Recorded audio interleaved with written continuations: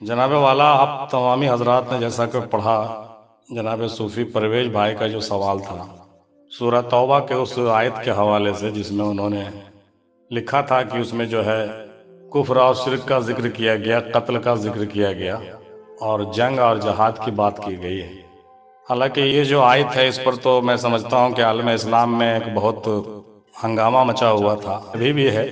کچھ لوگ تو سرے سے اس آیت کو قرآن سے باہر ہی کرنا چاہتے تھے، پھر بعد میں کچھ لوگوں نے اس کا اعتراض بھی کیا، کچھ لوگوں نے صحیح کہا، کچھ لوگوں نے غلط کہا، کچھ لوگوں نے کہا کہ یہ کچھ اور مقصد کے تحت کہا گیا تھا۔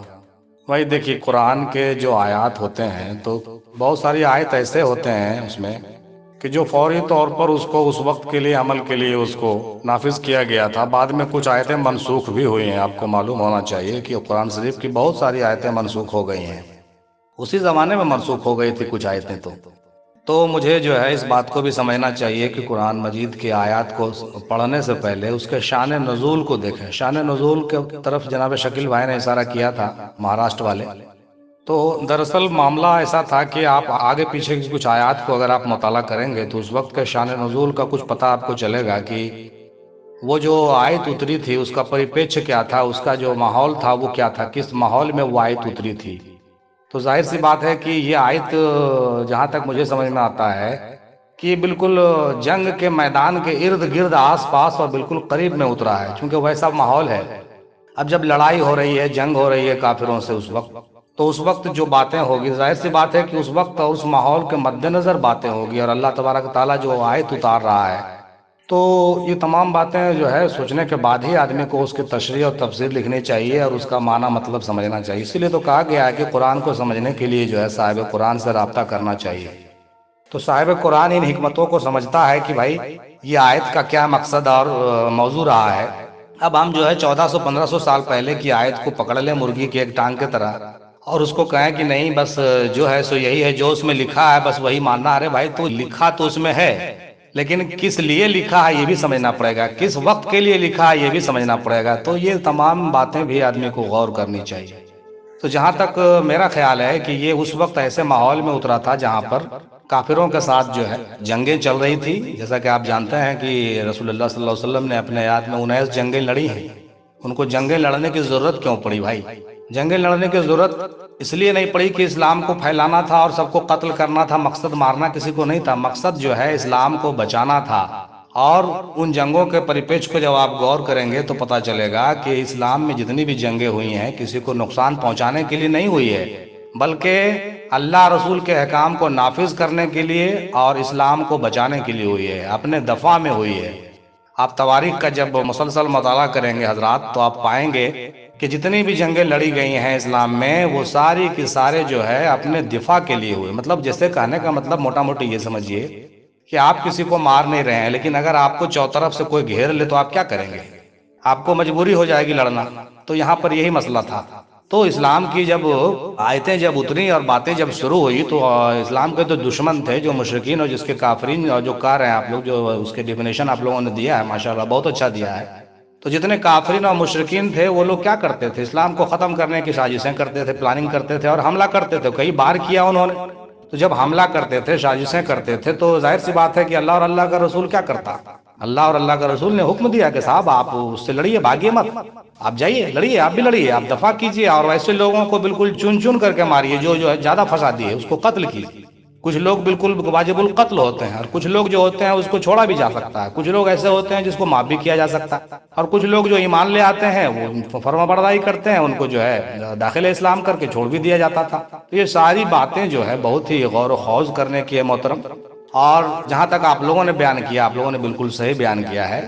میں یہاں پر پہلے بھی کہہ چکا ہوں، پھر دوبارہ کہہ رہا ہوں کہ جہاد جو ہوتا ہے، جہاد دو طرح کے ہوتے ہیں، جہاد اکبر اور جہاد اصغر، ٹھیک ہے نا؟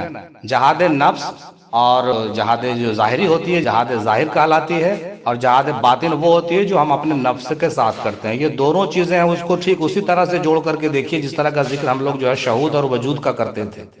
مطلب یہ نہیں کہ صرف وجود کی بات کریں اور شہود کی بات چھوڑ دیں، ایسا نہیں ہوگا۔ آپ اگر اندر لڑ رہے ہیں تو آپ کو باہر بھی لڑنے کی ضرورت پڑ سکتی ہے، ایسا مت سمجھیے آپ صرف اندر کا اقرار کرتے ہیں باہر کا انکار کرتے ہیں، یہ ٹھیک بات نہیں سمجھ میں آتا ہے مجھے۔ تو ظاہر سی بات ہے کہ آپ اپنے نفس سے لڑیے، یہ جہاد اکبر ہے، یقیناً یہ جہاد اکبر ہے، آیتوں میں آیا ہے، حدیثوں میں آیا ہے کہ یہ اندر سے لڑنا، نفس سے لڑنا جو ہے یہ جہاد اکبر ہے، بالکل لڑیے اس سے، جتنا مراقبہ کرنا ہے کیجیے، جتنا مجاہدہ کرنا ہے وہ کیجیے، مکاشفہ کیجیے، سب کچھ کیجیے۔ لیکن جب آپ باہری دنیا میں آتے ہیں تو باہری دنیا میں آپ پر جہاد اصغر بھی فرض ہے میرے بھائی، ایسا نہیں ہے کہ جہاد اصغر سے بچ کے بھاگ جائیے گا، نہیں بھاگ سکتے ہیں۔ اب رہ گیا اس زمانے کا جو ماحول تھا، وہاں پہ جنگیں واجب تھی۔ آج کے زمانے میں ہمارا اس طرح سا ماحول نہیں کہ ہم جنگ کر سکتے ہیں، نہیں جنگ کر سکتے ہیں، لیکن اگر آپ کو کوئی آج بھی گھیر لے اور آپ کو زبردستی کوئی کافر بنانا چاہے یا زبردستی آپ پر ظلم کرے تو یہاں پر آپ کو جنگ کرنا فرض ہو جاتا ہے میرے بھائی۔ آپ کیواڑی بند کر کے گھر میں جو ہے وظیفہ کرنے نہیں گھس جائیے۔ میری بات اگر کسی کو بری لگتی ہے تو میں معذرت چاہتا ہوں، میرا کہنا فرض تھا اور مجھے بتانا بھی فرض تھا۔ میں سرکار میں مندی شاہ افضل میں مندی پیر میں مندی دادا حضور رحمۃ اللہ علیہ اپنے پیر مرشد کے حوالے سے گفتگو کر رہا ہوں۔ آپ فرمایا کرتے تھے کہ جہاد ظاہر بھی ہے، جہاد باطن بھی ہے، تو جہاد باطن بھی کیجیے اور جہاد ظاہر کے لیے تیار رہیے میرے بھائی، ہاں، اور جہاد نفس بھی کیجیے۔ ایسی بات کی نہیں کیجیے، جہاد نفس نہیں کیجیے گا تو آپ کی روحانی ترقی بالکل ہی نہیں ہوگی، آپ کو تو کرنی ہوگی، لیکن آپ کو جہاد ظاہر کے لیے تیار رہنا ہوگا۔ میرا مطلب یہ نہیں کہ ہم یہ نہیں کہہ رہے ہیں کہ آپ کسی سے جا کے بے مطلب کا لڑ جائے، جی نہیں، آپ کو امام حسین کے طریقے سے میدان میں تلوار لے کے کھڑا ہونا اگر پڑ جائے تو کھڑا ہونا پڑے، آپ کو باطل کے آگے سرنگو نہیں ہونا ہے۔ آپ کو باطل اگر چوطرف سے گھیر لے تو کیا آپ ایسے ہی سر کٹا دیجیے گا؟ آپ لڑ کے سر کٹائیے میرے بھائی، ہے کہ نہیں؟ تو یہ تمام باتیں جو سکھائی گئی ہیں ایک طرفہ ایک پہلو پر نہیں دیکھنے کی ضرورت ہے، دونوں پہلوؤں پر غور کیجیے۔ اب میں یہاں پر چھوٹا سا مثال ایک پیش کر دوں تاکہ آپ کو سمجھ میں آئے۔ مولا علی میدان میں ہیں، جنگ کر رہے ہیں، دیکھیے ان لوگوں کی جہاد ظاہری اور باطنی کیسے چلتی تھی، سو ذرا غور کیجیے۔ آپ خالی ایسے صرف کہنے سے کام نہیں چلتا ہے نا۔ آپ میدان میں ہیں، لڑ رہے ہیں، ایک دشمن پر آپ نے زیر کر لیا، اس کو اس کے سینے پر سوار ہو گئے، اس دشمن نے جو ہے اس کافر مشرک نے آپ کے چہرے پر تھوک دیا، جب آپ کے چہرے پر تھوک دیا تو آپ نے اپنا تلوار پھینک دیا اور کھڑے ہو گئے۔ وہ آدمی بڑی حیرت میں پڑ گیا، بولا کہ بھائی کیا بات ہے، آپ نے مجھے چھوڑ کیوں دیا؟ آپ تو مجھے قتل کرنے والے تھے۔ تو مولا علی نے کہا، ارے بھائی میں آپ کو قتل اپنے نفس کی خواہش کے لیے نہیں کر رہا تھا اور آپ کو مارنا میرا مقصد نہیں تھا، میں نے صرف اللہ اور اللہ کے رسول کے لیے جہاد کیا ہے اور جہاد کر رہے تھے، ٹھیک ہے نا؟ لیکن جب آپ نے جو ہے میرے منہ پر تھوک دیا تو میرا نفس جو ہے جاگ گیا اور مجھے غصہ آ گیا۔ جب مجھے غصہ آ گیا تو میں نے سوچا کہ اب یہ لڑائی میری ذاتی ہو گئی ہے اور میں اپنی ذاتی لڑائی کرنے کے لیے یہاں پر نہیں آیا ہوں، مجھے حکم نہیں ہے کہ میں اپنے نفس کے لیے لڑوں، مطلب اپنے غصے کے لیے میں آپ کو قتل کر دوں، نہیں کروں۔ اب دیکھیے اس موضوع پر غور کیجئے صاحب، تو کیا ہوا پھر وہ شاید مسلمان ہو گیا، وہ بہت پربھاوت ہوا اس مسئلے سے، یہ آپ نے پڑھا ہوگا تواریخ میں، کہانی میں آتا۔ لیکن یہاں پر دونوں چیزیں ظاہر ہو گئی کہ آپ جو اس کو قتل کر رہے تھے وہ جہاد ظاہر تھا اور آپ نے اس کو جو چھوڑ دیا تو وہ جہاد باطن ہوا۔ اب غور کیجئے اس مسئلے سے، ایک چھوٹی سی مثال سے آپ کو سمجھ میں آ جائے گی۔ آپ ظاہری طور سے بھی جو لڑ رہے تھے تو واسطے اللہ رسول کے لڑ رہے تھے اور کفر کو مٹانے کے لیے، اسلام کو پھیلانے کے لیے، اسلام کے بچاؤ کے لیے لڑ رہے تھے اور اس کو قتل کر رہے تھے، لیکن جب وہ آپ کے منہ پر تھوک دیا تو غصہ آ گیا تو آپ کی لڑائی اندر کی شروع ہو گئی اور آپ نے جو ہے ظاہری جنگ کو چھوڑ کر کے باطنی جنگ میں لگ گئے اور اپنے نفس کو زیر کر دیا اور اس کو بخش دیا، اور اس کا نتیجہ یہ نکلا کہ وہ آدمی مسلمان بھی ہو گیا اور اپنے اندر کی لڑائی کو آپ جیت بھی گئے۔ اگر اچھا لگا ہو تو سبحان اللہ کہہ دیجیے۔ تو یہ سبحان اللہ والی جو بات ہے اس کو آپ غور کیجئے صاحب، تو یہ اس طرح سے ہوتا ہے جہاد ظاہر اور جہاد باطن۔ ابھی نہیں کہ گھر کے اندر بیٹھے ہوئے ہیں اور اپنی خواہشات سے توبہ کر لیا تو سمجھ رہے ہیں کہ میں نے جنگ جیت لیا، جی نہیں صاحب، آپ واقعی آپ بڑا جنگ جیت رہے ہیں، اس میں کوئی شک نہیں ہے، لیکن آپ کو جب باہر میں کوئی گھیر لیتا ہے، آپ پر اگر کوئی جھکانا چاہ رہا ہے، آپ کو کوئی نیچا دکھانا چاہ رہا ہے، آپ کے سامنے اسلام کی تردید ہو رہی ہے، آپ کے سامنے آپ کے پیر کو گالی دیا جا رہا ہے، کیا آپ بیٹھے رہیں گے؟ آپ کے سامنے اگر اسلام کے جھنڈے کو جھکا دیا جاتا ہو، کاٹ دیا جاتا ہو، آگ لگا دیا جاتا ہو، کیا آپ بیٹھے رہیں گے؟ جی نہیں، میرا ماننا ہے کہ آپ وہاں پر جہاد ظاہر کے لیے تیار ہو جائیے، اگر تلوار نکالنا پڑے تو تلوار نکالیے، اگر آپ کو اور کوئی دوسرا اختیار آپ کے ہاتھ میں ہو، جو بھی آپ کر سکتے ہو، اپنے ہاتھ سے، لاٹھی سے، ڈنڈے سے، کیس سے، مقدمے سے، جو بھی کر سکتے ہو آپ اس کے لیے ایک دم خون دینے کے لیے آپ تیار ہو جائیے میرے بھائی۔ یہی امام حسین کا شکھا ہے، یہی تعلیم ہے، جہاد ظاہر بھی کرنا ہوگا آپ۔ یہ میرا اپنا نجی رائے بھی ہے اور بہت سارے لوگوں کا اس پر اتفاق بھی ہے۔ بہت سارے لوگ ان چیزوں کو ہلکے میں لے لیتے ہیں، ان چیزوں کو ہلکے میں لینے کی ضرورت نہیں ہے، اور قرآن شریف کی ایک آیت کو جو ہے صرف ایک طرفہ دیکھنا یہ میرے سمجھ سے باہر ہے میرے بھائی۔ اس آیت کے ہر پہلو پر غور کیجئے. سب سے پہلے تو ظاہری پہلو پر غور کیجئے، اس کے بعد اس کے باطنی پہلو پر غور کیجئے، پھر یہ دیکھیے کہ وہ کس ماحول میں آیا اور اب یہ ہمارے لیے کتنا فائدہ مند ہے، یا پھر وہ آیت منسوخ ہو گئی، یہ بھی آپ کو سوچنا پڑے گا. اور ان تمام چیزوں کو بتانے کے لیے علامہ اقبال کا مجھے شعر وہ یاد آ رہا، آپ ذرا دھیان دیجئے کہ ہند میں حکمت دین تو کہاں سے سیکھے، نہ کہیں لذت کردار نہ افکار عمیق. خود بدلتے نہیں قرآن کو بدل دیتے ہیں، ہوئے کس درجہ فقیہان حرم بے توفیق. تو کہنے کا مطلب یہ ہے صاحب کہ حکمت دین کی ضرورت ہے. ہمیں حکمت دین کون سکھائے گا؟ ہمیں ایک پیر کامل جو ہوگا وہ حکمت دین سکھائے گا، ایک صاحب قرآن جو ہوگا وہ ہمیں حکمت دین سکھائے گا. کہاں پر ہمیں کون سا عمل کرنا ہے، یہ تمام باریکیاں جو ہے ہم کو وہی سکھاتا ہے اور اس پر ہم کو عمل کرنا چاہیے. اور نہیں تو دیکھ لیجیے آج کے زمانے میں کیا ہو رہا ہے، خود بدلتے نہیں قرآن کو بدل دیتے، اپنے مفاد کے لیے قرآن کو استعمال کیا جا رہا ہے.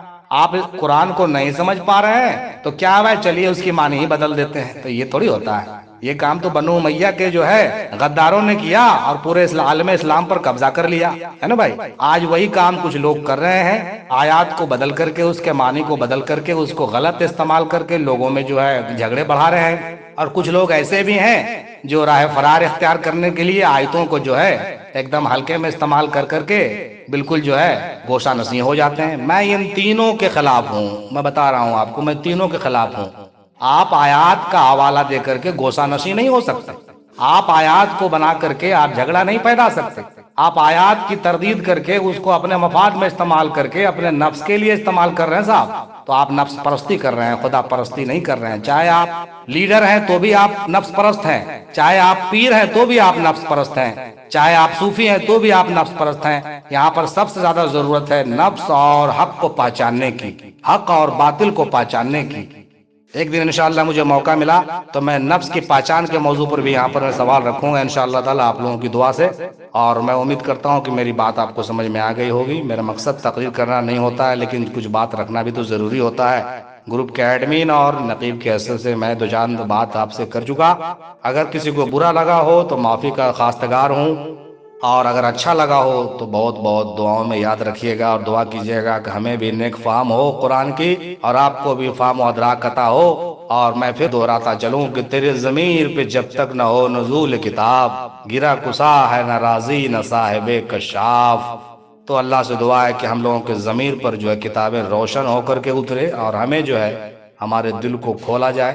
اللہ تبارک تعالی ہمارے قلب کو کھول دے اور ہمارے علم میں اضافہ کرے اور صحیح صحیح باتیں ہم کو سمجھ میں آئیں، ہم گمراہی سے دور ہو جائیں.